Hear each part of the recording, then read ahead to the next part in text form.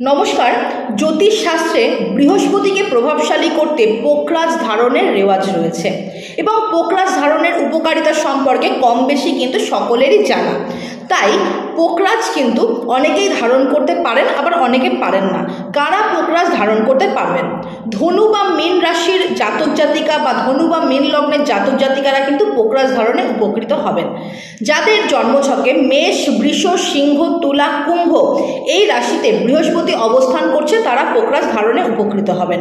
যদি জন্মছকে মকর রাশিতে নিচস্থ অবস্থায় বৃহস্পতি বসে থাকতে দেখেন, সেক্ষেত্রেও আপনারা পোকরাজ ধারণে অবশ্যই উপকৃত হবেন।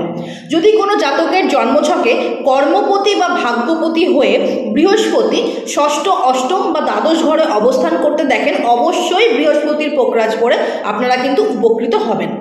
এবং যাদের জন্মছকে বৃহস্পতির মহাদশা, অন্তর্দশা বা যে কোনো প্রকার সূক্ষ্ম প্রাণ ইত্যাদি দশা চলছে, তারাও কিন্তু আপনারা এই পোকরাজে উপকৃত হবেন। এবার বলি আসল কথা।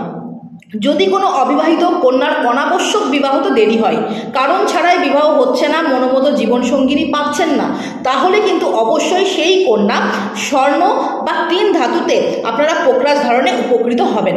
তার কারণ একটি মেয়ের বিবাহের জন্য কারক গ্রহ হিসেবে বৃহস্পতি কাজ করে। তাই বৃহস্পতিকে ভালো করার জন্য অবশ্যই পোকরাজ ধারণ করুন, অবশ্যই আপনারা বিবাহতে এগোতে পারবেন। ধন্যবাদ।